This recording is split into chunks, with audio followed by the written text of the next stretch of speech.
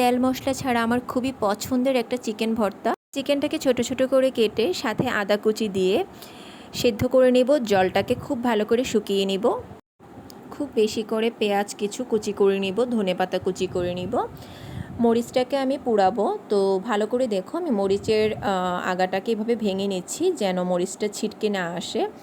তো আমি একটা এরকম হাতা দিয়ে খুব সুন্দর করে মরিচগুলোকে পুড়িয়ে নিচ্ছি। যতটা মরিচটা কালো হবে ভর্তাটা খেতে তত বেশি মজা হবে। কিছু কাঁচা মরিচ, কিছু শুকনো মরিচ আমি ঠিক এইভাবে পুড়িয়ে নিয়েছি।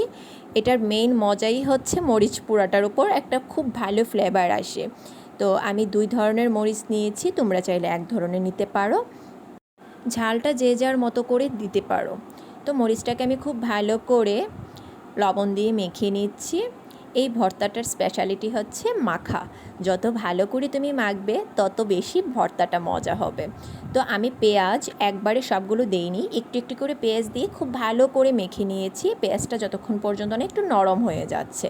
এটার সাথে ধনেপাতাও আমি একসাথে মেখে নিয়েছি। এটার আরেকটা স্পেশাল জিনিস হলো লেবুর খোসা। লেবুর খোসার ফ্লেভারটা এত বেশি আমার ভালো লাগে, লাস্টে আমি ভর্তা হয়ে গেলে লেবুর খোসাটা উপর দিয়ে ছড়িয়ে দিয়েছি। তো হয়ে গেল আমার ফাইনাল চিকেন ভর্তা। একদমই তেল মশলা লাগে না সেটাতে।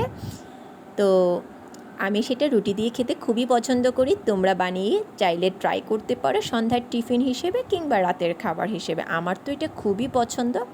তোমরা যদি কেউ এটা পছন্দ করে থাকো অবশ্যই কমেন্ট বক্সে জানাবে।